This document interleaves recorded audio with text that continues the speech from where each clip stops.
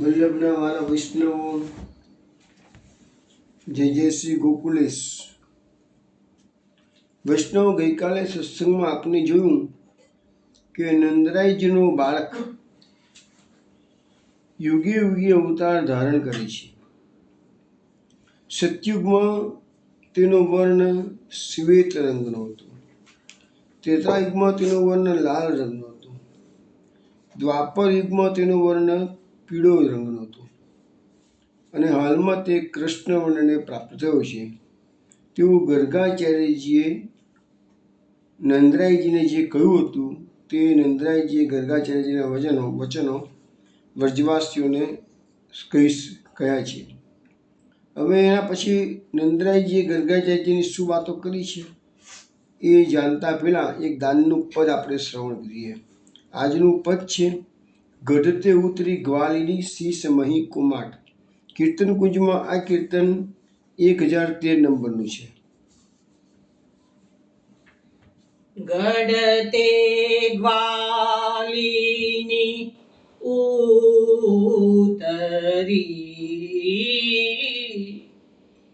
શીશ મહી કો માટ.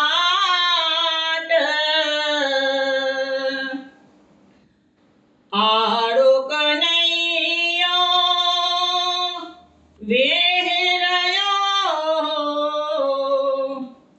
રોકી બ્રજ વધુ વાટ. નાગરી દાને દે. ગઢતે ગ્વાલિની ઉતરી શીશ મહી કો માટ. આડો કનૈયો વેહ રહ્યો રોકી બ્રજ વધુ વાટ. નાગરી દાને દે. કહતી હો તુમ ગ્વાલિની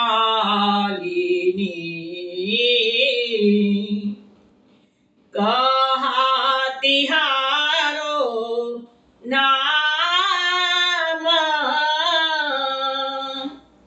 બરસાને કી ગ્વાલિની પ્યારી રાધા મેરો નામ. મોહન જાને દે. वृंदावन की कुंज में अचरा पकड़ो दौर. नाम दान को लेत हो लाला चाहत हो कछु और. મોહન જાન દે. વૈષ્ણવ, આ કીર્તન બિલાવલ રાગમાં શ્રવણ કરેલું છે. તમે દાન બિલાવલ કહેવાય. દાન બિલાવલ છે. એનો અર્થ એવો થાય છે, બાકીનું ટૂંકું વિનોદા પછી ગાય છે. પહેલાં હું તમને 3 ટૂંક જે ગાય છે સમજાવી લઉં છું કે ગઢતે ગ્વાલિની ઉતરી શીશ મહી કો માટ. હવે અહીંયા શું છે કે આ જે ગઢ છે એટલે બરસાનાનો ગઢ. એ બરસાનાના ગઢ પરથી ગ્વાલિની એટલે રાધાજી માથે મહી દહીંનું માટલું મૂકીને નીચે ઉતર્યા છે અને કનૈયો તગાડે આડો રોકાઈ ગયેલો હતો. તો આડો કનૈયા વે રહ્યો રોકી વ્રજે વધુ વાટ એટલે એને ગોપીના રાધાજીનો માર્ગ રોકી દીધો છે. તો છુપાઈ ગયો હતો તો એકદમ આડે આવી ગયો છે અને આગળ નહીં જવા દો કે છે. હવે પૂછે છે કહા કે તું હે ગ્વાલિની, કહા તિયારો નામ. કનૈયો પૂછે છે કે તું ક્યાંની રહેવાસી છે ગોપી, તું ક્યાંની છું અને તારું નામ શું છે? राधा जी કહે છે કે બરસાને કી ગ્વાલીની પ્યારી રાધા મેરો નામ, હું તો બરસાનાની છું અને મારું નામ રાધા છે કે છે. વૃંદાવન કી કુંજ મેં અચરા પકડ્યો દોર. હવે આ એક બાજુ બરસાનાનું ગઢની વાત છે, બીજી બાજુ વાત વૃંદાવનની છે. તો સમજવાની જરૂર એ છે કે આ વ્રજ મંડળ જે છે ને એ આખું બે ભાગમાં વિભાજિત છે. અડધો ભાગ વૃંદાવન કહેવાય, અડધો ભાગ બ્રહ્દવન કહેવાય. ગોકુલ, મહાવન, એ રમણ રીતિ, બ્રહ્માંડ ઘાટ એ બધું બ્રહ્દવનમાં આવે છે.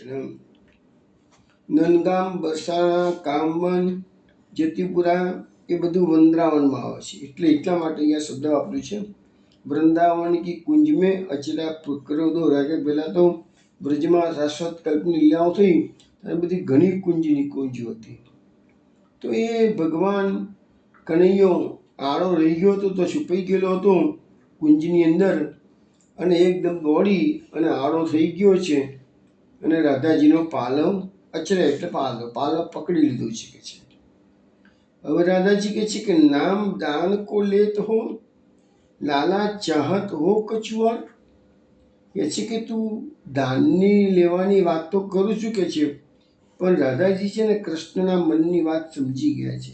ગઈકાલે આ વાત આવી હતી ને એ વાત હજી ફેરતી આવી છે પાછી, કે નામ દાનનું કર્યું છે. દાનનું તો ખાલી નામ જ છે, પણ ચાહત હો કછુઆર, તને બીજું જ કશું જોઈએ છે કે છે. એમ કરીને રાધાજી અત્યારે એની સાથે વાતો કરે છે. तुम अकेले हम अकेली, बात नहीं कछु जोग, तुम तो चतुर प्रवीण हो लाला, कहा कहेंगे लोग, मोहन जान दे.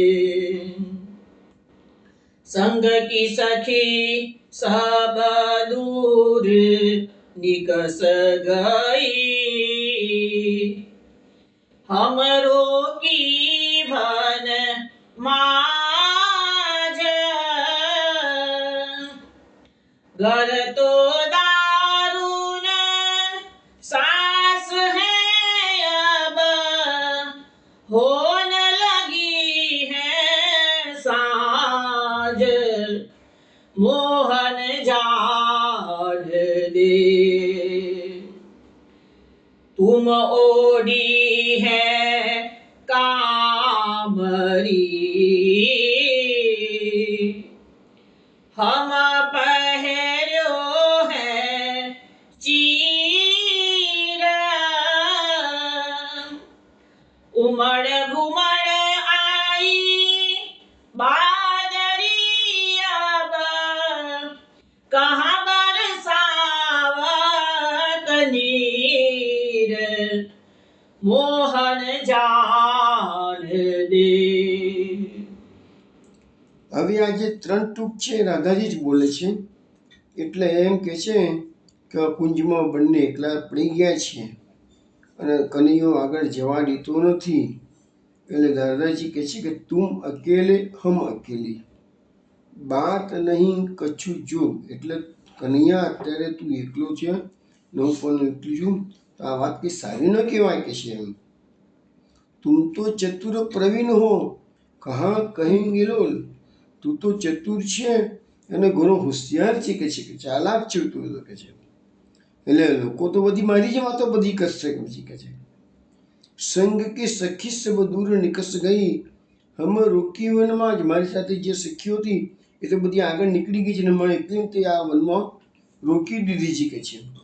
પણ તને ખબર છે લાલા, ઘર તો દારૂન સાસ હે અબ હોન લગી હે સાંજ. મારા ઘરે તમારી જે સાસુ છે ને તો બહુ નિર્દય છે, કઠોર હૃદયની છે કે છે. અને સાંજ પડવા આવી શકે છે, ટાઈમસર નહીં પહોંચ્યું ને તો મને હેરાન કરશે કે છે. તુમ ઓઢી હે કામરી હમ ચેર પહેર્યો હે ચીર. અરે લાલા, તે તો કામરી કાલી કામડી ઓઢી છે કે છે અને મેં તો સાડી પહેરેલી છે કે છે. ઉમર ઉમર આઈ બાબરી અબ કહા બરસાવતની. અને આ વાદળ જો આકાશમાં વાદળ છવાઈ ગયેલા, જો ગર્જનાઓ કરી રહ્યા છે, ઉમડી ઉડીને આવી રહ્યા છે, અને થોડી વારમાં વરસાદ પડવાની શરૂઆત થઈ જશે એવું લાગે છે. અબ કહા બરસાવતની, એટલામાં કદાચ વરસાદ શરૂ થઈ જશે. પ્રેમ મગન ગ્વાલીન ભઈ હરિ કો દર્શન પાય મુખ તે વચન આવહી સો લગી ઠગોરી જાય મોહન જાન દે લેમ ટૂકી આગે ધરી પરી શ્યામ કે પાય મન ભાવે સો લીજીએ લાલા બચે સો બેચન જાય મોહન જાન દે સુખ બાઢ્યો આનંદ ભયો રહી શ્યામ ગુણ ગાય સુંદર શોભા દેખી કે સૂરદાસ બલી જાય નાગરી દાન દે ગઢતે ગ્વાલીની ઉતરી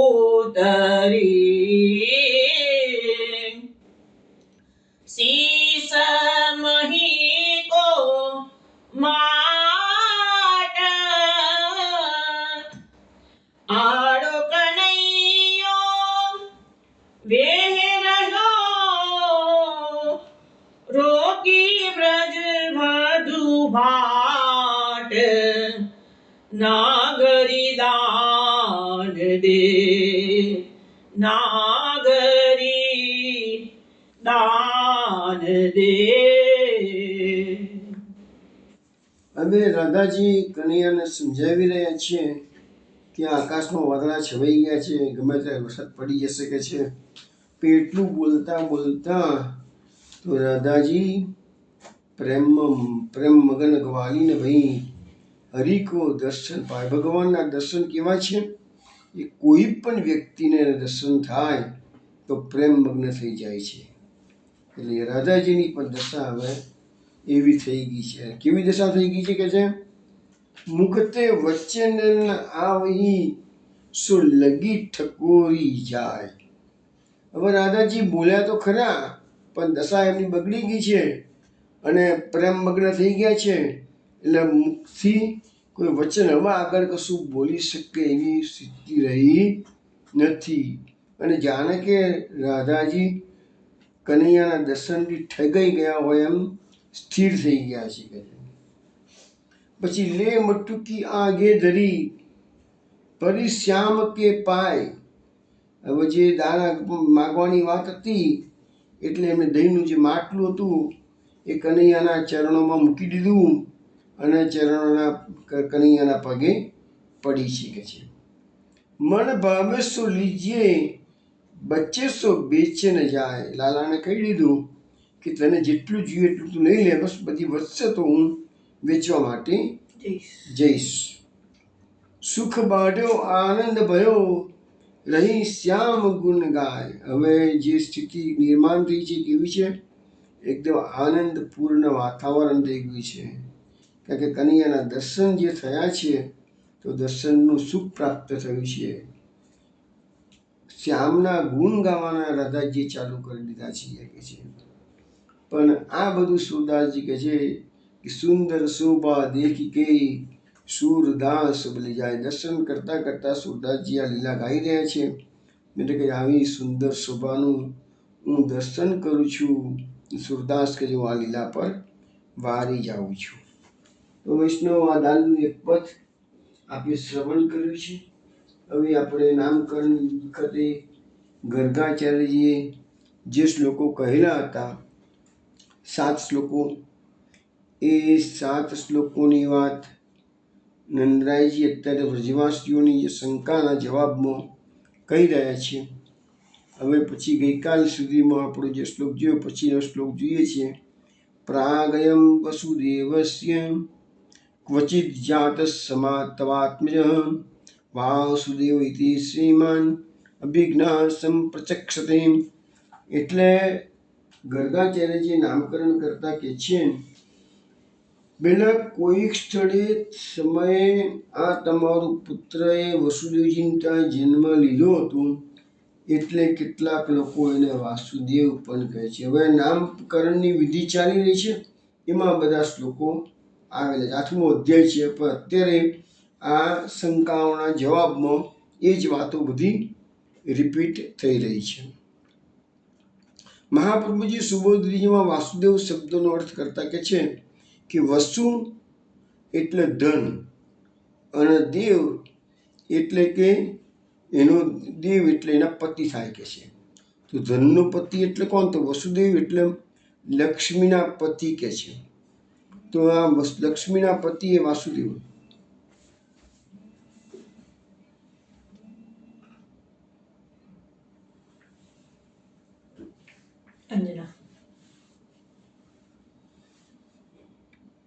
લક્ષ્મીના પતિ વાસુદેવ અને શ્રીમાન લક્ષ્મીપતિ શબ્દનો ઉપયોગ અહીંયા શ્રીમાન પણ શબ્દનો ઉપયોગ કર્યો. તો શ્રીમાન એટલે પણ લક્ષ્મીપતિ અને વસુદેવ એટલે પણ લક્ષ્મીપતિ કહે છે. એટલે બંને શબ્દો સાથે આવ્યા છે. એટલે અહીંયા મહાપ્રભુજી એમ સમજાવે છે કે વાસુદેવ અને લક્ષ્મીપતિ બે નામ નથી, બીજા પણ ઘણા નામો છે કે છે. અને વાસુદેવનો પુત્ર છે અને લક્ષ્મીનો પતિ પણ છે. આ તમારો છોકરો જે છે એ કોઈક વખતે વસુદેવનો પુત્ર હતો અને લક્ષ્મીનો પણ પતિ થઈ ગયો છે કે છે. પછી બહુની સંતિ નામાની રૂપાણી ચ સુતસ્ય તે ગુણ કર્માનુરૂપાણી તાન્યમ વેદનો જના. તમારા પુત્રના ગુણો અને કર્મોને અનુસાર ઘણા નામો અને રૂપો છે. હું તેમને જાણું છું, પણ સાધારણ લોકો જાણતા નથી. હવે આ કૃષ્ણ ભગવાનના અહીંયા નામકરણની વિધિ કરવા માટે આવ્યા તો કૃષ્ણ, વાસુદેવ વગેરે નામો પાડ્યા છે. પહેલાં બલરામજીના નામો પાડ્યા હતા, પછી કૃષ્ણના નામો પાડ્યા છે.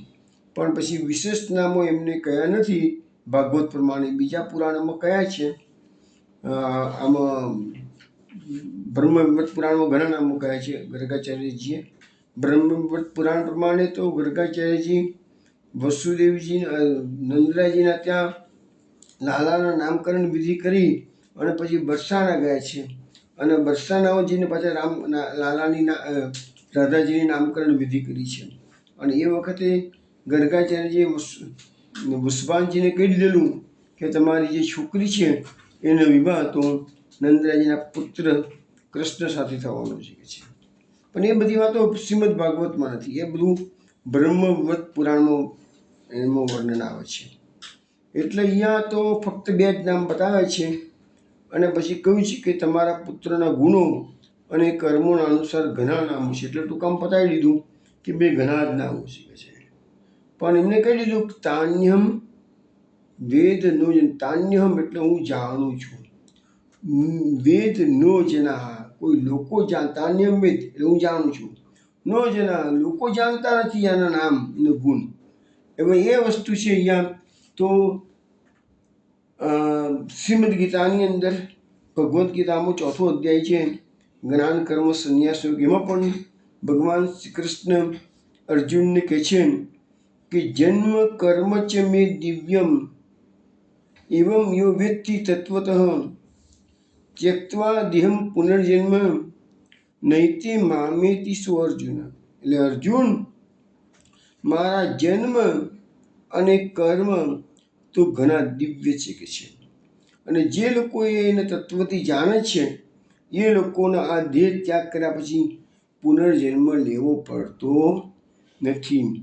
તો અર્જુનને સમજાવી દે છે ભગવાન કે ભગવાનનું બધું જ દિવ્ય છે, જન્મ છે, કર્મ છે અને ગુણો છે, બધું જ દિવ્ય છે કે છે. પણ આપણે આ મનુષ્ય જીવન દરમિયાન એ સમજવાનો પ્રયત્ન કરવાનો છે. બીજી વસ્તુ, મહાપ્રભુજીએ જે સુબોધનીજીમાં છેલ્લા જન્મના 3 લક્ષણ બતાવ્યા છે, ઘણી વખત હું સમજાવી ચૂક્યો છું. એમાંનું એક લક્ષણ એ પણ છે કે કૃષ્ણના સ્વરૂપને યથાર્થ જાણવાની જિજ્ઞાસા. કૃષ્ણ તત્વ શું છે? આપણે તો એક સ્વરૂપને ઘરમાં પધરાવ્યું છે અને સેવા કરીએ છીએ, પણ એ સ્વરૂપનું મહાત્મ્ય જાણવાનું છે. એ સ્વરૂપનું સ્વરૂપ જાણવાની પ્રયત્ન કરવાનો છે. સ્વરૂપ શું છે એ આપણે પ્રયત્ન નથી કરતા. તો અહીંયા એ ગીતામાં કહે છે કે મારો જન્મ અને કર્મ તો દિવ્ય છે કે છે. જે તત્વથી જાણે છે એને પુનર્જન્મ થતો નથી કે છે. પછી આગલો શ્લોક લઈએ. એસવ શ્રેય આદાસ્ય ગોપ ગોકુલ નંદન અનેન સર્વ દુર્ગાણી યમ અંજસ્તરિષ્યતમ. ગોપ અને ગોકુલને આનંદ આપનાર આ બાળક તમારું કલ્યાણ કરશે. એના વડે તમે સર્વ સંકટો સહેલાઈથી તરી જશો. હવે જો ગર્ગાચાર્યજી જણાવી દીધું છે એમ કે આ બાળક અહીંયા બધાને આનંદ આપવા માટેનું પ્રાકટ્ય છે, એક વાત કીધી. બીજું, તમારું કલ્યાણ કરશે આ બાળક. ભગવાન પધારે તો બધાનું કલ્યાણ જ થાય ને. ત્રીજું, તમે સર્વ સંકટો સહેલાઈથી તરી જશો. હવે તમે વિચાર કરો, આ તો ગર્ગાચાર્યજીએ ક્યારે કહ્યું હતું? નામકરણ વખતે. ત્યાં સુધીમાં તો ખાલી કેટલી લીલા થઈ હતી એની વખતે? તો પુત્રના મોક્ષ થયો હતો, તૃણાવર્ત, શકટભંજન, આટલી લીલા થઈ હતી. એની બીજી લીલાઓ નથી થઈ. હવે નંદરાયજીને ખબર પડી ગઈ કે આ બાળક કોઈ અલૌકિક છે અને સર્વ સંકટો સહેલાઈથી તરી જશે એવું કહે છે. એની પહેલાં તો ગર્ગાચાર્યજીએ કહ્યું, એની પહેલાં તો 3 સંકટો તો આ લોકો પાર કરી ગયા હતા, અને ત્યાર પછી તો બીજા અનેક સંકટો આવ્યા છે જે આપણા અત્યાર સુધીમાં અનેક અસુરોને માર્યા છે. એની બધી વાતો સત્સંગના માધ્યમથી આપણે જણાવી છે. તો એ વસ્તુ સાચી પડી છે. બીજી વસ્તુ શું છે કે અત્યારે આ જે પ્રસંગ ચાલી રહ્યો છે એ ગોવર્ધન લીલાનું અદ્ભુત કર્મ કર્યા પછી વ્રજવાસીઓને જે શંકા થઈ એના જવાબમાં નંદરાયજી આ ગર્ગાચાર્યજી વાળી વાત કરે છે. એટલે હવે પેલા બધા વ્રજવાસીઓને ખ્યાલ આવી જાય ને કે સાલી ગર્ગાચાર્યજી બહુ વખત પહેલાં બાકી હતું, તો વાત તો સાચી નીકળી છે. ત્યાર પછી તો ગોકુળ પર અનેક અસુરોનો ઉત્પાત થયો છે, અને બધા અસુરોને કનીએ છેલ્લે તમને ગોવર્ધન લીલાની પહેલાં તમે જોવા જાઓ તો 16મા અધ્યાયની અંદર કાળીનાગનું આખું યમુનાનું જળ વિષથી ભરેલું હતું, કાળીનાગના વિષથી. તો એ પણ એને કરીને બતાવ્યું છે કૃષ્ણએ.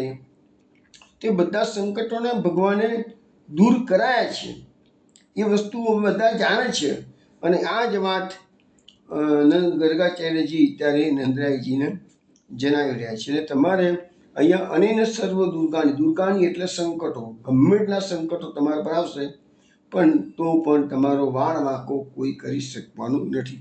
અને એ વસ્તુ અહીંયા ભલે અહીંયા કહેવામાં આવેલી છે, પણ એ વસ્તુ આપણા ગોકુળવાસીઓ માટે એપ્લિકેબલ છે એવું નહીં, આપણા બધા માટે એપ્લિકેબલ છે.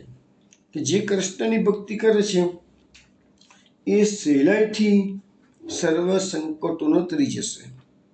અહીંયા પણ જે આનંદની વાત આવે છે તો એમાં પણ આપણા માટે એપ્લિકેબલ છે કે જે ભક્તિ કરશે એના આનંદની પ્રાપ્તિ થશે.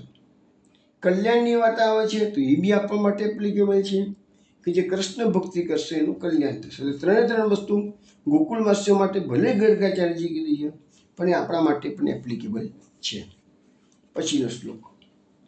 પુરાણેન વ્રજપતે સાધુઓ દસ્યુપીડિતા અરાજકે રક્ષ્યમાણા જિજ્ઞુર્દસ્યુન સમેધિતા. હે વ્રજપતિ, પેલા રાજાઓ ન હતા ત્યારે ચોર લૂંટારાઓથી પીડિત સંત પુરુષોનું રક્ષણ આ બાળકે જ કર્યું હતું. પછી બળવાન બનેલા સંત પુરુષોએ ચોર લૂંટારાઓને જીતી લીધા હતા. હવે જુઓ, આની અંદર એવું કહેવામાં આવે છે કે ભગવાનનું જે અવતાર કાર્ય છે એમાં એક સંત પુરુષોનું રક્ષણ, એ વાત આપણે ગીતામાં પણ ભગવાને કીધું છે, યદા યદા હિ ધર્મસ્ય ગ્લાનિ ભવતિ ભારત અભ્યુત્થાનમ ધર્મસ્ય તદાત્મ્યમ સૃજામ્યમ પરિત્રાણાય સાધુનામ, સાધુઓનું રક્ષણ કરવા માટે, વિનાશાય છે દુષ્કૃતામ, દુષ્ટોનો નાશ કરવા માટે. તો એ ભગવાનના જે અવતાર કાર્યમાં મુખ્ય જે છે એ આ પણ છે. તો સાધુનું રક્ષણ કરવું, દુષ્ટોનો સંહાર કરવો.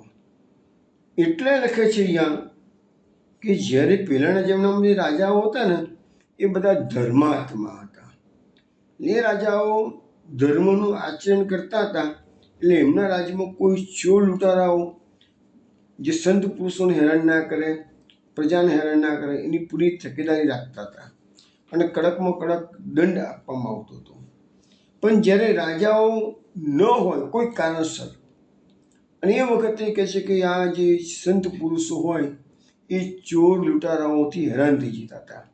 તો ભગવાન એવા સમયમાં ભગવાન એ સંત પુરુષોને એટલી શક્તિ આપે છે કે સંત પુરુષો એ ચોર ડાકુઓથી લૂંટારાઓથી પોતાનું રક્ષણ કરી શકે છે. હવે એમાં બતાવવામાં આવે છે કે ચતુર્થ સ્કંદમાં પૃથુ રાજાનું આખ્યાન આવે છે. એમાં આ વસ્તુ એપ્લિકેબલ થયેલી બતાવે છે કે પૃથુ રાજાનો જન્મ જે થયો છે એ ધ્રુવજીના વંશમાં થયો છે.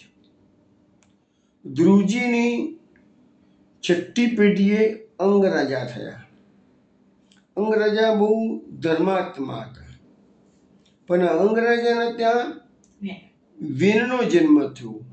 આ વેન જન્મથી દુષ્ટ હતો અને એ રાજાએ પોતાના પુત્રને સુધારવા અનેક ઘણા પ્રયત્નો કર્યા, પણ વેન સુધર્યો નહીં.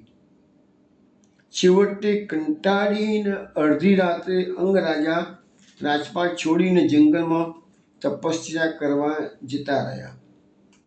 હવે પ્રજાઓ, ઋષિ મુનિઓ, પ્રજા એ બધા ભેગા થઈ અને રાજાનો પુત્ર વેન હતો, બધાને ખબર હતી દુષ્ટ છે, તો પણ એને રાજા બનાવ્યો. જેવો રાજા વિનાની પ્રજા તો ચોર ડુકરાઓથી પીડિત થઈ જાય, એટલે એને બનાવી તો દીધો, પણ એને તો રાજાની બનતાની હાથે ડિક્લેર કરી દીધું કે રાજા ઈશ્વરનો અંશ છે, એટલે તમારે ઈશ્વર તરીકે મારી પૂજા કરવી, યજ્ઞ યજ્ઞાદિ કર્મો કોઈએ કરવાના નહીં. હવે તો કારણ કે હવે આવો પ્રોબ્લેમ કેમ થયો કે યંગ આટલો ધર્માત્મા ધ્રુવજી જેવા ભક્તના વંશમાં વેન જેવો દુષ્ટ પુત્ર કેમ પાક્યો? તો વેનની માતાનું નામ હતું સુનિથા અને એ મૃત્યુની દીકરી હતી, એટલે મોસાળ પક્ષના સંસ્કાર આ વેન લઈને આવેલો હતો, એટલે મૃત્યુનો ભાન જ થયો, એટલે એનામાં કુબુદ્ધિ આવી હતી. જેનથી એને મારવા, લૂંટવા એ જ કામ એ કરતો હતો. અને સંત પુરુષોને કહી દીધું કોઈ યજ્ઞ કરવાનો નહીં કે છે મારા રાજ્યમાં, કે છે. એટલે ઋષિ મુનિઓએ બધાએ વેનને સમજાવવા બહુ પ્રયત્ન કર્યો, પણ વેન તો કોઈને ગાંઠતો હતો નહીં. છેવટે ઋષિ મુનિઓએ નક્કી કર્યું કે આ તો અધર્મ કરી રહ્યો છે, તો હું રાજા ના ચાલે, કે છે. એટલે એ લોકોએ મંત્ર શક્તિનો પ્રયોગ કરી અને વેનને મારી નાખ્યો. વેન મરી તો ગયો, પણ હવે રાજા વિનાની પ્રજા થઈ ગઈ, એટલે પાછા ચોર ડાકુ લૂંટારાઓ તો ફાવી ગયા. રાજ્યની અંદર તો બધી અધાધૂધી ફેરાવા મળી. હવે કરવું શું?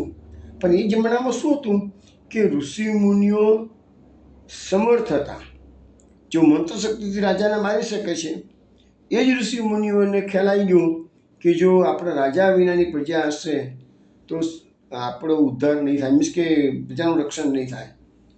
એટલે એમને જે વેન હતો ને એની બોડી એની માતાએ શું કરેલું, વેણની માતાએ વેણનું બોડી સંઘરી રાખ્યું હતું. એને ગમે તે પ્રતાપે એને સાચવી રાખ્યું હતું. એમ કે એટલા માટે કે ક્યાંક ઋષિ મુનિઓને એમ થાય ચલો એને જીવતો કરીએ તો મંત્ર શક્તિના પ્રતાપે એને જીવતો કરી દે. પણ એ તો દુષ્ટ હતો એટલે જીવતો ના કર્યો. પણ ઋષિ મુનિઓએ શું કર્યું, એની જાંઘનું ડેડ બોડી હતું, એની જાંઘનું પૃથક્કરણ કર્યું. તો જેવું પૃથક્કરણ કર્યું એટલે એની અંદર જે પાપ હતું ને એ બધું બહાર આવ્યું. અને બહાર આવ્યું એટલે ઠીંગણો અને કદરૂપો કાળો કલટો એક પુરુષ એમાંથી પ્રકટ થયો. અને એને ઋષિ મુનિને પૂછ્યું હું શું કરું કે છે. એટલે કીધું તું બેસી જા. એટલે બેસી જાને ઇંગ્લિશ સંસ્કૃતમાં કહે છે નિષિદ્ધ. એટલે બધી નિષિદ્ધ પ્રજાઓ થઈ. એટલે કે એ બધા જે આદિવાસી પ્રજા કહેવાય છે ને, જે રામાયણમાં વાત આવે છે ને નિષિદ્ધ રાજની, તો નિષિદ્ધ પ્રજા થઈ ગઈ. પછી એને જંગલમાં કાઢી મૂક્યો. એટલે એ નિષિદ્ધ બધો એનો વંશજો થયા, એ બધા એવા આદિવાસીઓ થયા. પછી એના વેણના અંગમાંથી પાપ બધું નીકળી ગયું. એટલે વેણની બંને ભુજાઓનું પૃથક્કરણ ઋષિ મુનિઓએ કર્યું. તો હવે પૃથક્કરણ કર્યું ને તો એની અંદરથી પૃથુ રાજા અને અર્ચી રાણીનું જોડકું ઉત્પન્ન થયું. તો પૃથુ રાજા હતા એ ભગવાનનો અંશ અવતાર કહેવાય છે. એટલે એ 24 અવતારમાં એનું નામ આવે છે. અને અર્ચી રાણી છે એ લક્ષ્મી દેવીનો અંશ કહેવાય છે. અને પછી પૃથ્વી રાજા એ સત્તા લઈ લીધી અને પછી ચોર ડાકુ લૂંટારોનો એમને પછી બધાને સીધા કરવા માંડ્યા. તો આવી કથા ચતુર્થ સ્કંદમાં આવે છે. તો અહીંયા જે વાત કરી છે ને કે આ ભગવાનના સામર્થ્યથી જ આ ચોર ડાકુ લૂંટારાઓથી સંત પુરુષનું રક્ષણ થયેલું છે કે છે. અને જે શક્તિ આપે છે એ પણ ભગવાન જ એ બધાને આપે છે. અને આપણા ત્યાં એવા અનેક પ્રસંગો ભાગવતમાં છે કે બીજા શાસ્ત્રોમાં પણ છે કે મંત્ર શક્તિ બ્રહ્મણોની પાસે ઋષિમુનિ પાસે એવી હતી ને કે બધા ચોર ડાકુ લૂંટારાઓને પણ એ લોકો મંત્ર શક્તિથી પ્રભાવિત કરી શકતા હતા. હવે જે લોકો પ્રભાવિત થયા હોય તો સુધરી જાય, ના પ્રભાવિત થયા તો મારી નાખે એને. અને ક્યારેક એવા બી પ્રસંગો બન્યા છે કે દાખલા તરીકે બલરામજી જ્યારે નૈમિષારણ્ય ગયા તો ઋષિમુનિઓએ કીધું કે અહીંયા ઈલવલનો પુત્ર બલવલ છે ને એ દર પર્વ આવીને અમને હેરાન કરી જાય છે. તો બલરામજીએ બલવલને મારી નાખ્યો છે. તે વખત ઋષિમુનિઓએ બલવલને મારવાનો પ્રયત્ન નથી કર્યો, પણ બલરામજી દ્વારા મારવાડ્યો છે. એવી રીતે વિશ્વામિત્ર હતા, એના યજ્ઞમાં ભંગ કરવા માટે વિશ્વામિત્ર સમર્થ ઋષિ હતા. તો એના યજ્ઞમાં ભંગ કરવા માટે તાડકા અને મારીચ બધા સુવાઓ બધા રાક્ષસો આવતા હતા.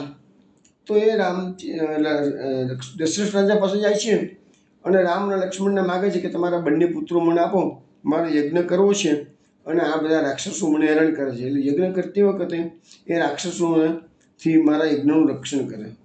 એ બધી વાતો આવે છે ને. તાડકા વધ મોક્ષના પુરુષોત્તમ સહસ્ત્રનામમાં એક 9મો અધ્યાય આવશે, 9મો સ્કંદ સોરી, ત્યારે એ નામ આવશે જ તાડકા વધ મોક્ષ. હવે એ તાડકા વધની વાત પાછી શ્રીમદ ભાગવતમાં નથી. શ્રીમદ ભાગવતમાં રામાયણનું ઘણું ટૂંકું વર્ણન છે, પણ વિશ્વામિત્રની વાત આવે છે, પણ તાડકા વધની વાત શ્રીમદ ભાગવતમાં નથી. પણ અહીંયામાં મેં મૂકી દીધું છે મહાપ્રભુજી નામ, તે પુરાણમાંથી લીધું, મીન્સ કે રામાયણમાંથી લીધું છે. તાડકા વધ મોક્ષ, તાડકાનો વધ કરી અને એને મોક્ષ આપ્યો છે રામચંદ્રજીએ. એ વાત આવશે તો એ વખતે આપણે જોઈશું.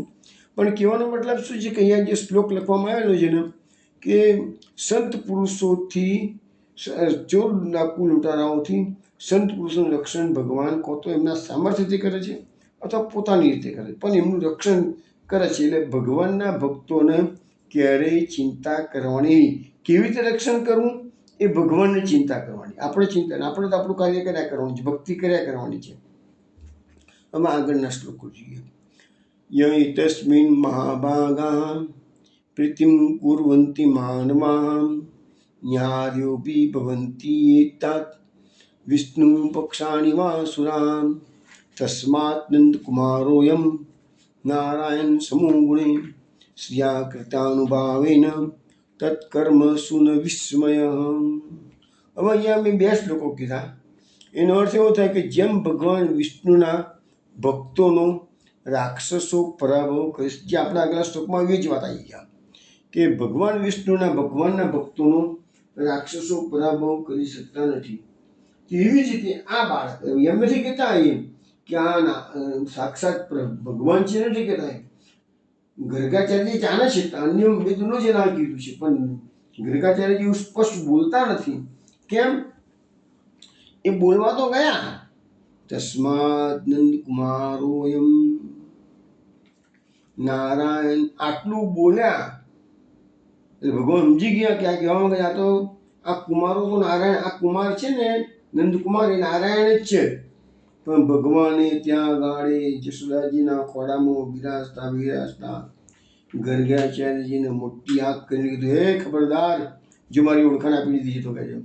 એટલે પછી ગર્ગાચાર્યજી વાક્ય બદલી કાઢ્યું, નારાયણ સમો ગુણે, નારાયણના સમાન આ છોકરાના ગુણો છે. બોલવા ગયા હતા કે નારાયણ જ છે, આ તમારો છોકરો એ નારાયણનો અવતાર છે એવું બોલવા ગયા. તો ભગવાને આંખો મુઠ્ઠી કરીને ગર્ગાચાર્યને કીધું, હે ખબરદાર, મારી ઓળખાણ આપી છે તો અત્યારે મારે તો છુપાવે છે કામ કરવાનું છે, બધું કહે છે, ઓળખાણ છુપાવવાની છે કે છે. એટલે પછી એમને વાક્ય ફેરવી કાઢ્યું, નારાયણ સમો ગુણે, કે નારાયણના સમાન ગુણો આ તમારા છોકરામાં છે કે છે. તો અહીંયા લખે છે કે આ બાળકમાં જે પ્રીતિ રાખે છે એને એના શત્રુઓ પરાભવ કરી શકે. એટલે ભગવાનની ભક્તિ કરનારને કોઈ પણ સંજોગોમાં કોઈ પણ એ વસ્તુ અનેક વાર સમજાવી ચૂક્યો છું કે ભક્તિ કરનારને ગમે તેટલી પ્રતિકૂળતાઓ હશે, શરીરની, કુટુંબની, આર્થિક, સામાજિક, બધી, આ તો અહીંયા તો ખાલી શત્રુનો પરાભવ લખ્યું છે, પણ હું તમને કહું છું કે એવા અનેક એક્ઝામ્પલ આપું છું કે દરેક પ્રકારની તકલીફ, જો માનો કે કુટુંબિક પરિસ્થિતિ એવી ખરાબ હોય તો ભગવાન એનું સોલ્યુશન લાવી આપે. આર્થિક સ્થિતિ સારી ના હોય, ભગવાન એનું સોલ્યુશન લાવી આપે છે. દાખલા તરીકે સુદામા છે, આર્થિક સ્થિતિ નબળી હતી, ભગવાને રાતોરાત મેલ બનાવી દીધો, એનો માગવા બધું આપી દીધું ભગવાને. અનેક એક્ઝામ્પલ્સ છે જેને પતિ પત્ની અનુકૂળ નથી આવતા, ભગવાન કે ચિંતા ના કરે. હા, એક વસ્તુ છે, ભગવાનને આ બધી થિયરી ભાગવતમાં આપેલી છે. ભગવાનને એમ ખ્યાલ આવે કે જો આ ભક્તને હું બધી અનુકૂળતા આપીશ અને એ મારી ભક્તિ વ્યવસ્થિત કરી શકશે તો ભગવાન બધી અનુકૂળતા આપે. પણ ભગવાનને જો એમ લાગે કે હું સારી અનુકૂળતા હું કરી આપીશ તો આ ભક્ત, કેટલાક લોકોની બુદ્ધિ કેવી હોય છે કે પ્રતિકૂળ પરિસ્થિતિમાં ભક્તિ સારામાં કરી શકે છે, અને કેટલાક ભક્તો એવા છે કે અનુકૂળ પરિસ્થિતિમાં ભક્તિ સારી રીતે કરી શકે છે. એટલે ભગવાનને ખબર છે કે તમે કયા સંજોગોમાં ભક્તિ કરશે. ભગવાન પોતાના ભક્તને છોડવા માગતા નથી, એટલે એને અનુકૂળતા આપે છે અને પ્રતિકૂળતા આપે છે. એ દરેક વસ્તુ એના વ્યક્તિગત પર આધાર રાખે છે. એને લાગશે કે ના, મારી બહુ સુખ આપી દઈશ ને તો શકી જશે, એને એ જ વસ્તુ આપણને બતાવવામાં આવે છે કે આ ઇન્દ્રની આગળ વાત આવશે, ઇન્દ્રની અત્યારે વાત ચાલે છે એમાં એને ભગવાન કહેશે, ઇન્દ્રને કહે છે કે તું ઐશ્વર્યમાં મદાંધ થઈ ગયો હતો એટલે મેં તારી શાન ઠેકાને લેવા માટે આ લીલા કરી છે. તો ભગવાન કહેશે, જ્યારે જ્યારે મારા ભક્તો અભિમાન કરે છે, મદાંધ બને છે, ત્યારે ત્યારે હું એને કષ્ટ આપું છું કે છે. એ બધું ભાગવતમાં આવે છે બધું. અને જે લોકોની પાસે બહુ પૈસા ભક્તો હોય, પણ ઘણા ખરા મોટા ભાગેની ભક્તોની આ પોઝિશન છે કે પૈસાનો આકર્ષણ તો દુનિયામાં કોઈ જતું જ નથી. બહુ જૂજ ભક્તો એવા છે જે પૈસાના મોહ માયામાંથી બચી ગયા છે. પણ જ્યારે ભક્ત પૈસાની મોહ માયામાં ફસાય છે ત્યારે ભગવાન એક શ્લોક આવશે અંદર કે શને શને હું એનું ધનનું હરણ કરું છું. એ થિયરીઓ બધી ભાગવતમાં જેમ જેમ આવશે એમ સમજાવતો છે. એ થિયરીઓ ડિટેલ્સમાં થિયરી છે થોડીક, અત્યારે આપણે નથી ચર્ચા કરતા એની, પણ કહેવાનો મતલબ એવો છે કે શત્રુ પરાભવ કે શત્રુનો અર્થ બધી પ્રતિકૂળ પરિસ્થિતિ. અને એટલા માટે પેલો શ્લોક મેં તમને કહેલો ભાગવતનો 11મા સ્કંદનો 20મા અધ્યાયનો કે ભગવાન 3 વસ્તુ આપે છે. મનુષ્યનો જન્મ એ નૌકા સમાન છે, ગુરુ એ કર્ણધાર સમાન છે, અને અનુકૂળતાઓ એ અનુકૂળ પવન જેવું છે, ત્રણ વસ્તુ ભગવાન આપે છતાં પણ જે આ ભવસાગર તરતો નથી તે આત્મઘાતી છે, એવું ભગવાને 11મા સ્કંદમાં ઉદ્ધવજીને સમજાતા કીધું છે. જે આ મનુષ્યનો જન્મ લઈને આવ્યો અને છતાંય જો ભવસાગર ના તરે એ બધા આત્મઘાતી. એટલે બધાને શું છે કે મૃત્યુ પછી તો સત્ય સમજાશે અને એ વખતે પારાવાર પસ્તાવો પણ થશે, પણ કશો અર્થ રહેતો નથી. એટલે અહીંયા જે આપણને શ્લોકમાં સમજાવ્યું છે કે બાળકમાં પ્રીતિ રાખનાર મનુષ્યના શત્રુઓ એનો પરાભવ આ બાળકમાં એટલે કે ભગવાનમાં કરી શકતા નથી. હવે નંદરાયજી તમારો પુત્ર શ્રી કીર્તિ અને પ્રભાવથી નારાયણ ભગવાન જેવો છે. હવે જોઈને મેં કીધું નારાયણ સમૂહ ગુણે, તો કયા કયા ગુણો? તો શ્રી, કીર્તિ અને પ્રભાવ ત્રણ વસ્તુ બતાવી છે. શ્રીયા કીર્ત્યાનુભાવેન એવા શબ્દો લખ્યા છે.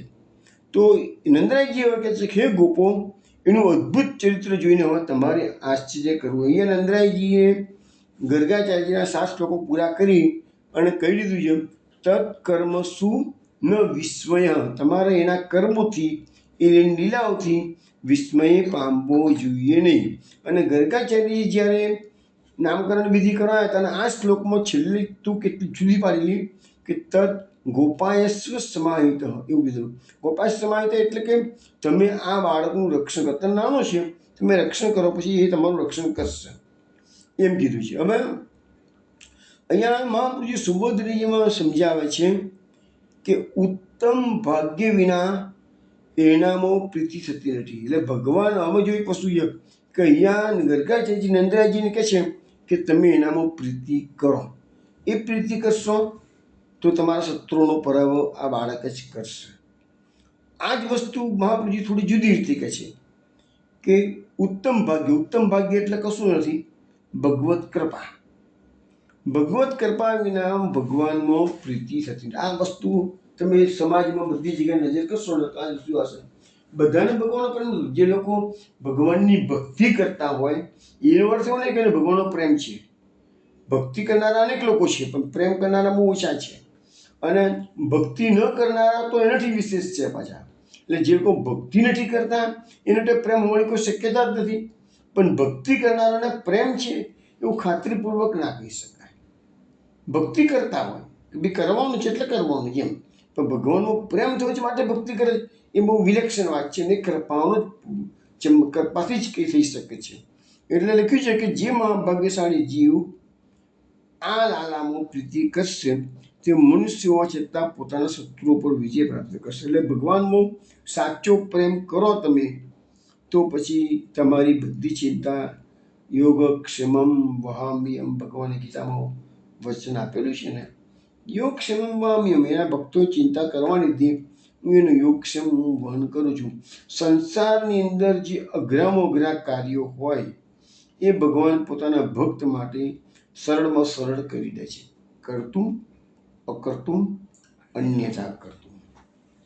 આપણે એક્ઝામ્પલ જોવા જઈએ તો ભગવાનનો પ્રીતિ કરે, ભગવાન શત્રુથી રક્ષણ કરે તો પ્રહલાદનું ચરિત્ર 7મા સ્કંદમાં આવશે.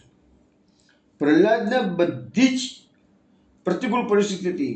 એના પિતાશ્રી હિરણ્યકશિપુ રાજ્યના આખા વિશ્વમાં સર્વે સર્વા હતા. એમ જ કે છે મારા જેવો ભગવાન, હું જ ભગવાન છું, બીજું કોઈ છે નહીં, તું વિષ્ણુની શું કરે ભક્તિ કરું છું કે છે, તું મારી ભક્તિ કર કે છે.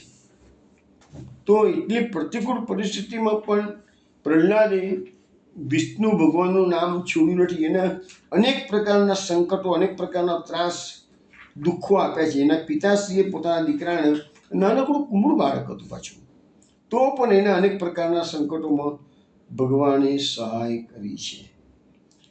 પ્રહલાદને જેલમાં પૂર્યા તો જેલમાં પણ ભગવાન એના માટે પ્રસાદ મોકલાવે છે. પ્રહલાદને ઉપરની પહાડની ટોચ પરથી નીચે નાખ્યો છે તો પણ ભગવાને હલકા ફૂલ થઈને એને હલકો બનાવીને લઈ લીધો છે પોતાના ખોળામાં. એમાં અનેક પ્રકારના હોલિકાએ દહન કરી લીધું, હોલિકા મરી ગઈ અને પ્રહલાદ બચી ગયા. અને છેલ્લે થોબલામાંથી પ્રકટ થવું પડ્યું ભગવાનને પ્રહલાદને બચાવવા માટે. તો એ પ્રહલાદમાં બચાવવા માટે થાંભલામાંથી પ્રકટ થવું પડ્યું, એ કેટલું અઘરું કાર્ય હતું. તો અન્યથા કરતું કર્યું ને ભગવાને. કોઈ ના કરી શકે, એ કામ કર્યું ને એમને. તો ભગવાન ભક્તોના રક્ષણ માટે બધું જ કરે છે. એવી જ રીતે અંબરીશ ચરિત્ર આવશે 9મા સ્કંદમાં. તો અંબરીશ ચરિત્રમાં એ જ છે કે દુર્વાસા જેવા દુર્વાસા સમર્થ ઋષિ છે, ઋષિ, તો પણ અંબરીશની જોડે એનું જોર ચાલ્યું નથી. અને અંબરીશનું રક્ષણ પેલી કૃત્યાને બાળીને ભસ્મ કરી અને અંબરીશની પાછળ સુદર્શન ચક્ર પડ્યું છે. તો કહેવાનો મતલબ કે અહીંયા જે લખ્યું છે એ સત્ય. આ તો મેં તમને 2 એક્ઝામ્પલ આપ્યા હતા. કેટલા એક્ઝામ્પલ છે ભાગવતના, બહારના બધા છે કે ભગવાન પોતાના ભક્તોનું રક્ષણ કરે છે કે છે. એટલે કે છે કે જે મનુષ્ય, જે લોકો મહાભાગ્યશાળી જીવો હોય, ભગવાન પ્રીતિ કરે છે, તો મનુષ્ય હોવા છતાં પોતાના શત્રુ પર વિજય પ્રાપ્ત કરે છે અને ભગવાન વિષ્ણુ એમના પક્ષમાં હોય છે કે છે. અને આ કુમાર એટલે નંદરાયજીનો છોકરો શ્રી, કીર્તિ અને પ્રભાવથી નારાયણ સમાન છે કે છે. એટલે નંદરાયજી કહે છે કે આ અદ્ભુત કર્મા એવો મારો છોકરો મારા ઘરે પ્રકટ થયો છે અને એટલે એને ગોવર્ધન જેવી અલૌકિક લીલાઓથી મને તો કંઈ વિસ્મય થતું. નંદરાયજી કહે છે મને તો કંઈ વિસ્મય થતું નથી કહે છે. તો હવે તમારે પણ હવે શંકા કુશંકા કરવાની જરૂર નથી અને વિસ્મય કરવાનું કારણ નથી. તો આવી રીતે ગરગાચાર્ય જે 7 શ્લોકો કયા હતા એ બધા 7 શ્લોકો નંદરાયજીએ એમને શ્રવણ કરાયા. હવે આગળના શું કહે? ઇત્યદ્ધા મામ સમાદિશ્ય ગર્ગે ચ સ્વગૃહં ગતે મન્યે નારાયણસ્ય અંશમ કૃષ્ણમ અલિષ્ટકારિણમ. એટલે કે છે કે નંદરાયજી ગોપોને કહે છે કે ગર્ગાચાર્યજી આ પ્રમાણે મને કહી ને પછી પોતાના ઘેર ચાલ્યા ગયા. અને ત્યારથી હું અક્લિષ્ટ કર્મા શ્રી કૃષ્ણને નારાયણનો અંશ. એટલે કે છે નંદરાયજી કહે છે ગોપોને જ્યારથી ગર્ગાચાર્યજી મને કહ્યું છે ત્યારથી મને ખ્યાલ આવે છે કે આ છોકરો મારા ત્યાં છે ને એ નારાયણનો અંશ જ છે કે છે. હું એને નારાયણનો અંશ માનું છું. પણ ભગવાન શું કરે છે? અત્યારે ડિસ્કશન વખતે નંદરાયજીને ખ્યાલ આવે છે કે આટલા બધા સંકટોમાંથી ઉગાર્યું છે, એટલે ગર્ગાચાર્યજી એ વાત સાચી પડી છે. પણ વાત્સલ્ય પ્રેમના કારણે ભગવાન એને વૈષ્ણવી માયાનું આવરણ લાવી દે છે અને થોડીક વાર માટે લાગે કે આ ભગવાન છે, પાછા લાગે ના ના મારો પુત્ર છે કે છે. એ વૈષ્ણવી માયાનું કામ છે. યશોદાજીને મોઢામાં બ્રહ્માંડ બતાવ્યું તો એ વખતે યશોદાજીને લાગ્યું હું આપણે શું જોઈ રહી છું. થોડી વારમાં બધી વિસ્મૃતિ કરાવી દે ભગવાન. કે અલ્ટિમેટલી તો ભગવાનને વાત્સલ્ય રસનું દાન કરવું હતું ને નંદરાયજી અને યશોદાજીને. એટલે ભગવાન ભલે આટલા બધા અદ્ભુત કર્મો કર્યા પણ બધું વિસ્મૃત કરાવી દેતા હતા. એટલે લખે છે અહીંયા કે ગર્ગાચાર્યજી તો આટલું બધું સમજાવી અને પોતાના ઘેર ગયા, પણ કે હું તો સમજી જ ગયો કે આ છોકરો એ નારાયણનો અંશ જ છે કે અંશાવતાર છે કે છે. એટલે આ બાળક બ્રહ્મનો અંશ છે. અને અહીંયા શબ્દ વાપર્યો છે અક્લિષ્ટકારિણમ. એટલે કે આ છોકરો કોઈ દિવસ કોઈને કલેશ થાય એવું કર્મ કરતો નથી. કારણ કે એનું કામ જ બધાના કલેશ દૂર કરવાનું છે. જો બધાના કલેશ દૂર કરવાનું એનું કાર્ય હોય તો પછી બધાને કલેશ થાય એવું કામ તો કરે જ નહીં ને. એમનું કામ જ કલેશ દૂર કરવાનું છે કે પ્રણત કલેશ નાશાય ગોવિંદાય નમો નમઃ. આપણે કહીએ છીએ ને કે ભાઈ પ્રણામ કરવાથી ભક્તોના કલેશને દૂર કરતા. તો બ્રજમાં પ્રાકટ્ય બધાને આનંદ આપવા માટે થયું છે. એટલે જો દુઃખોથી પીડિત હોય એ જ ક્લિષ્ટ કર્મ કરે છે. પણ અહીંયા તો ભગવાન તો સુખનો ભંડાર છે, એટલે પછી એ તો ક્લિષ્ટ કર્મ કરે જ નહીં ને. અને દુઃખનો અભાવ તો માત્ર બ્રહ્મમાં છે. બ્રહ્મમાં દુઃખનો અભાવ છે. બ્રહ્મમાં દુઃખ જેવું કશું હોય નહીં. અને આ બ્રહ્મનો અંશ જ છે કે છે. ઇતિ નંદ વચ શ્રુત્વા ગર્ગ ગીતમ વ્રજોકસં દ્રષ્ટસુતાનુભાવસ્ય કૃષ્ણસ્યામિત તેજસમ મુદિતાનંદમ આનર્ચું કૃષ્ણમ ચ ગત વિસ્મયા. એટલે કે છે કે જેમનું તેજ અપરિમિત છે અને જેમનો પ્રભાવ એમને જોયો અને સાંભળ્યો છે એવા સદાનંદ શ્રી કૃષ્ણ સંબંધી ગર્ગાચાર્યજીએ પહેલાં જે કહ્યું હતું તે બધું નંદરાયજી પાસેથી સાંભળીને આ વ્રજવાસીઓ રાજી થયા. તેમને હવે વ્રજવાસીઓને બંનેનું મહાત્મ્ય ખ્યાલ આવ્યું નંદરાયજીનું અને કૃષ્ણનું, એટલે નંદરાયજીની બી પૂજા કરી છે વ્રજવાસીઓએ અને કૃષ્ણની પણ પૂજા કરી છે. નંદરાયજીની પૂજા કેમ કરી છે? તો એટલા માટે કે આવું મહાન બાળક નંદરાયજીના ઘરે જન્મ્યું છે, તો નંદરાયજીમાં પણ કંઈક હશે તો જ જન્મ ને, તો બીજી કોઈ જગ્યાએ પ્રકટ ના થયું, નંદરાયજીને ત્યાં કેમ થયું? એટલે નંદરાયજીની મહાનતા પણ આવો જ છે. પણ એ તો આપણે જાણીએ છીએ કે પેલા દ્રોણ વસુ હતા, એ બધું આપણે જાણીએ છીએ, પણ ભાગવતમાં વર્ણન પણ આવે છે, પણ એ આ લોકોને ખબર ના હોય ને, બ્રજવાસીઓને. અને બીજી વસ્તુ જે કૃષ્ણની પૂજા કરે, કૃષ્ણ તો નારાયણનો અંશ છે, એ પ્રકટ થઈ ગયું છે કે એટલે બંનેની પૂજા કરી. બીજું પૂજા કરવાનું એક કારણ બીજું એ પણ ખરું કે આ વ્રજવાસીઓને ભગવાનનું જે તેજ છે એ અપરિમિત છે, કે જે ઘણું જ છે, કે છે એનો અત્યાર સુધી અનુભવ કરતા હતા. આ બધું સાંભળ્યા પછી એમની શ્રદ્ધા ઓર બેસી ગઈ અને સાંભળ્યું કે આ પ્રભુ જે કૃષ્ણ જે નંદકુમાર છે એ સ્વરૂપથી પણ સદાનંદ છે, કે છે. એટલે કે છે કે એમને થયું કે અમે તો આજ સુધી આ બાળકને ઘણી વખત ધમકાવ્યો પણ હશે. એટલે પૂજા કરવાથી શું છે, બધા દોષોની નિવૃત્તિ થઈ જાય છે. કોઈના ચરણોમાં તમે વંદન કરો એટલે તમને ઓટોમેટિક આશીર્વાદ મળી જાય. તો અહીંયા પૂજા કરવાનું એક કારણ એ પણ છે કે આજ સુધી વ્રજવાસીઓએ કૃષ્ણને ચોરી કરવા ગયું હોય, પકડ્યો હોય, ધમકાવ્યો હોય, નાનું બાળક માનીને, પણ ખરું મહાત્મ્ય એટલે કે છે ને કે મહાત્મ્ય જ્ઞાન. પ્રેમ ક્યારે થશે? મહાત્મ્ય જ્ઞાન. હવે એમને આ મહાત્મ્ય જ્ઞાન બ્રજવર્ષન થયું છે એટલે કૃષ્ણમાં પ્રેમ થશે. કૃષ્ણમાં પ્રેમ તો હતો જ, પણ એ પ્રેમ કેવો હતો કે એ ખબર નથી કે અમે ક્યાં એને પ્રેમ કરીએ છીએ. એ તો આગળના શ્લોકમાં આવી ગયું ને કે અમે આ તમારો છોકરો છે, અમને બી બહુ વાલો છે અને કૃષ્ણ પણ અમને ઘણો પ્રેમ કરે છે. એ બધી વાતો તો આપણે આવી ગઈ છે, કે છે, પણ એમને કારણ ખબર નથી કે કેમ પ્રેમ કરે છે. હવે ખબર પડી ગઈ. હવે છેલ્લો શ્લોક છે. દેવ વર્ષતિ યજ્ઞ વિપ્લવ રૂષા વ્રજાસ્મ પરસાનિ સિદ્ધપાદ પશુપસ્ત્રી આત્મશરણમ દ્રષ્ટાનુકંપ્યુસ્મયન ઉત્પાત્ય કરણ શૈલમ બલો લીલોચ્છિન્દ્રિયમ યથા વિપ્રદ ગોષ્ઠમ પાનમ મહેન્દ્ર મદ્ભિત પ્રિયાન્ય ઇન્દ્રો ગવામ. 4 લીટીનો શ્લોક હતો. ભગવાન વ્રજના એકમાત્ર રક્ષક હતા, એટલે એના યજ્ઞનો ભંગ થયેલો જાણી ક્રોધથી ભરાયેલા ઇન્દ્રએ જ્યારે વ્રજ પર શિલા તોફાની પવન સાથે વૃષ્ટિ કરી, ત્યારે ગોપાળો, પશુઓ અને સ્ત્રીઓ જેમાં દુઃખી હતા એવા વ્રજને જોઈને કૃપાળુ ભગવાન મોટેથી હસતા હસતા એક બાળક જેમ જમીનમાંથી બિલાડીના ટોપને ઉખાડીને ઉચકી લે તેમ ગોવર્ધન પર્વતને ઉખાડીને એક હાથથી ધારણ કર્યો.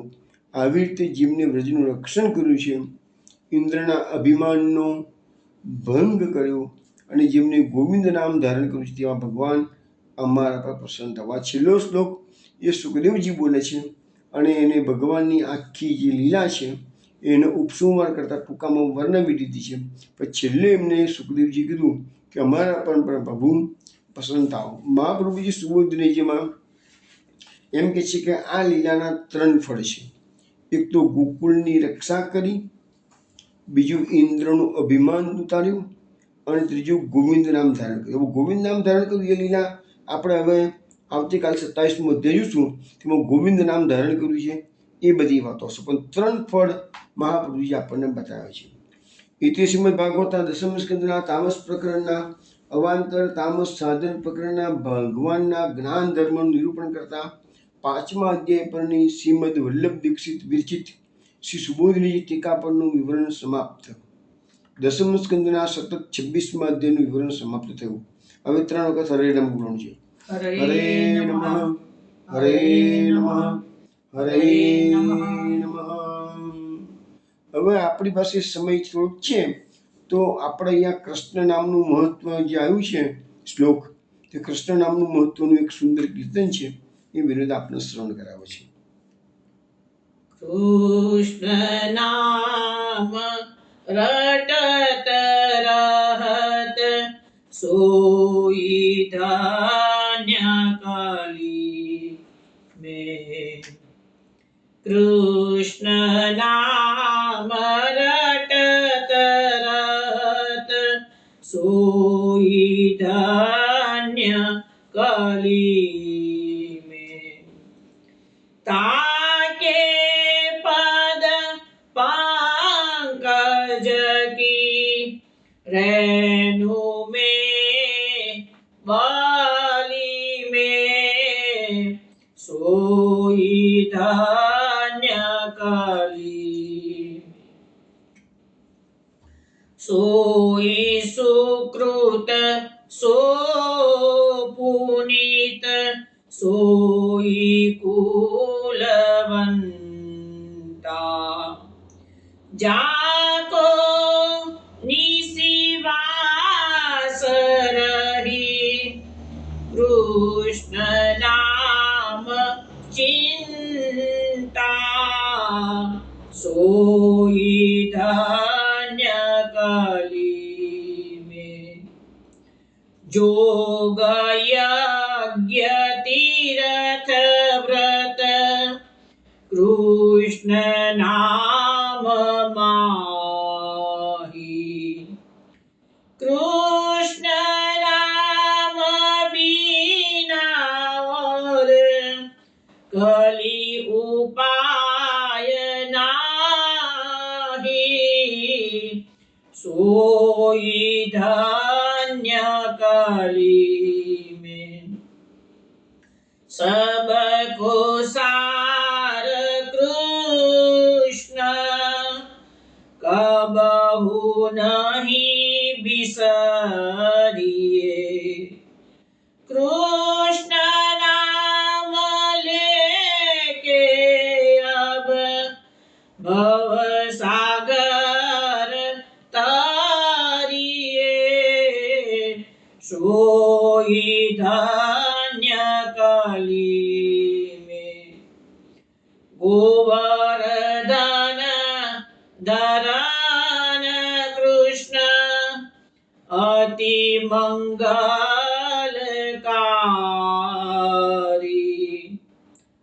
उदरई जन सूरदास ताकी बलिहारी सोई धन्य कली में कृष्ण नाम रटत रहत सोई धन्य कली में कृष्ण नाम रटत रहत सोई धन्य कली में। વૈષ્ણવો આ કીર્તન આપે ભૈરવ રાગમાં શ્રવણ કર્યું છે. સુરદાસજી કૃષ્ણ નામનું મહત્વ સમજાવતા કહે છે કે કૃષ્ણ નામ રટત રહત સોઈ ધન્ય કલીમાં કલિયુગની અંદર જે લોકો સતત કૃષ્ણ નામનું રટન કરે છે એ ધન્ય છે કે છે. તાકે પદ પંકજ કી રેણુ મેં બલી મેં કે છે એ ભગવાનની પદ પંકજની ચરણ કમળની રેણુ મળે તો હું એના પર બારી જાઉં છું કે છે. સોઈ સુકૃત સો પુનિત સોઈ કુલવંતા જે ભગવાનનું રટન કરે છે નામનું કૃષ્ણ નામનું એ જ પુણ્યશાળી સુકૃત એટલે પુણ્યશાળી એ જ પુનિત પવિત્ર પણ એ જ છે કે છે અને એ જ કુલવાન કહેવાય કે છે. જાકો નિશી વાસરી કૃષ્ણ નામ ચિંતા જેને રાત દિવસ કૃષ્ણ નામ જ રટનમાં હોય ચિંતનમાં હોય એ જ કુળવાન છે એ જ પુણ્યશાળી છે એ જ પવિત્ર છે કે છે. જોગ યજ્ઞ તીર્થ વ્રત કૃષ્ણ નામ માહી કૃષ્ણ નામ બિના ઓર કલી ઉપાય નાહી કે છે. હવે કહે છે કે તમે ગમે એટલા યજ્ઞ કરો ગમે એટલું યોગ કરો તીર્થ કરો વ્રત કરો આ બધું કૃષ્ણ નામ જે લોકો કૃષ્ણનું અહર્નિશ ચિંતન કરે છે નામ રટન કરે છે એને આવું કશું કરવાનું જોઈએ કે કૃષ્ણ નામમાં આ બધું આવી જાય છે. તો કૃષ્ણ નામ બિના ઓર કલી ઉપાય નહીં. આ કલિયુગમાં કૃષ્ણ નામ સિવાય બીજો કોઈ ઉપાય નથી. સબકો સાર કૃષ્ણ કબહુ નહીં બિસરી આખા જગતમાં બધાનો સાર કયો છે તો કૃષ્ણ નામ છે. માટે એને વિચારવાનું ભૂલવાનું નથી. કૃષ્ણ નામ લેકે અબ ભવસાગર તરે, તમે કૃષ્ણ નામ લેશો ને સતત, માથે તો મહાપુરુષે કીધું છે ને તસ્માત સર્વાત્મના નિત્યમ, શ્રી કૃષ્ણ શરણમાં મેં કહ્યું છે એના માટે તો કીધું છે. એટલે કૃષ્ણ નામ લેશો તો ભવસાગર તમે તરી જશો. ગોવર્ધન ધરણ કૃષ્ણ અતિ મંગલકારી. હવે આ બધા નામોમાં છે પણ ભગવાનની એક જ લીલાનું વર્ણન, કારણ કે આપણે અલ્ટિમેટલી અત્યારે ગોવર્ધન લીલાની વાત કરીએ છીએ. સુરદાસજી પણ અત્યારે ગોવર્ધન લીલાને યાદ કરી છે. ગોવર્ધન ધરણ કૃષ્ણ, કૃષ્ણની ગોવર્ધન ધરણ લીલા યાદ કરીને કહે છે અતિ મંગલ. આ લીલા ભગવાનની કેવી છે? અતિ મંગલકારી છે.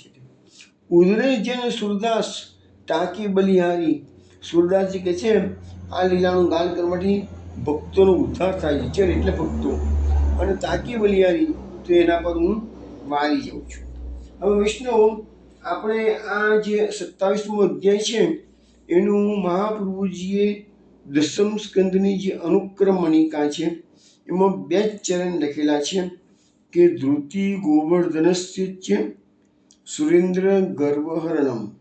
એટલે એમ કે છે મહાપ્રભુજી દસમ સ્કંદની અનુક્રમણિકામાં કે ઇન્દ્રના કોપથી ગાયો અને ગુવાળોનું રક્ષણ કરવા માટે શ્રી ગોવર્ધન પર્વત ધારણ કર્યો અને ભગવાને દેવોના રાજા ઇન્દ્રનો ગર્વ હર્યો.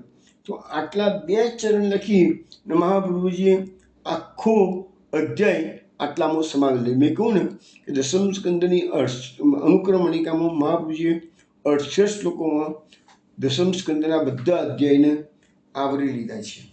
હવે છેલ્લી એક જ વાત કરવાની છે કે મહાપ્રભુજીએ પુરુષોત્તમ સહસ્ત્રનામમાં આખા અધ્યાયમાંથી એક જ નામ પ્રકટ કર્યું છે, ગોપ સ્વચ્છંદ લીલાર્થ ગર્ગ વાક્યાર્થ બોધકમ.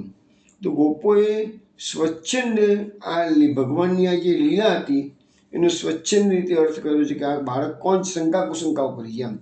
તો ગર્ગ વાક્ય નંદરાય જે ગર્ગના વાક્યોથી એમણે બોધ કર્યો છે કે તમારે વિસ્મય પામવા જેવું આમાં કંઈ છે નહીં.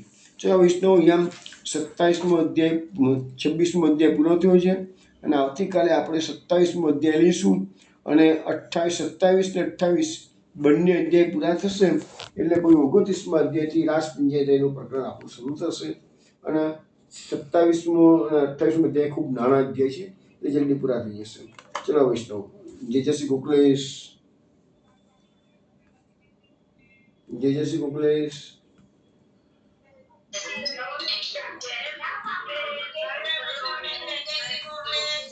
જય શ્રી ગોકલેશ.